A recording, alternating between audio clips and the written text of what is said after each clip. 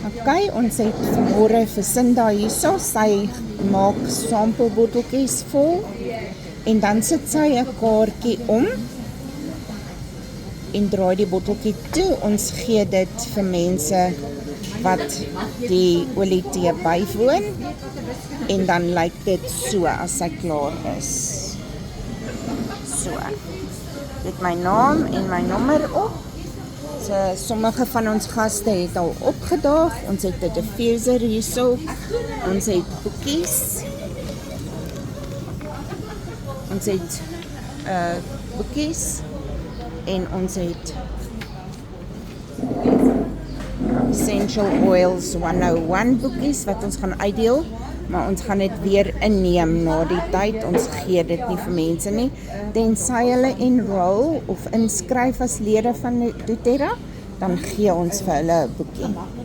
Ons het ook 'n naamlys waar ons almal wat opdaag se name gaan opskryf met hulle selnommers, hulle e-posadres en hulle moet sê wie hulle hierheen genooi sodat ons hulle onder die regte persoon kan inskryf. En dan het ons ook 'n vraagie wat sê waar het hulle van die oliepartytjie gehoor. Dan het ons 'n uitstellingkie, ons het glase met water waarin ons vir hulle gaan aanbied om sitrusolies te gooi. Ons het wild orange, lemon en ek dink ons is citrus bliss in die kassie. En dan het ons 'n uitstalling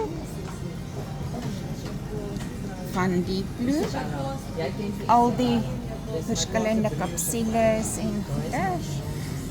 En daarso het ons die LLV en die Meta Power en sommer net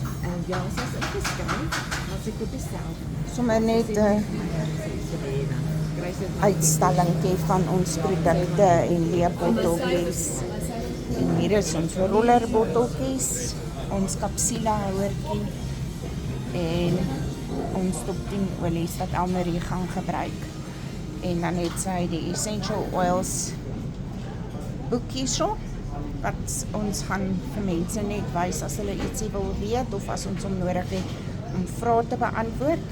En hier is die dame van die dag. Nee, dis ons daai kant. Gasspreker Elmarie van der Westhuizen. Esther Huizen, jammer.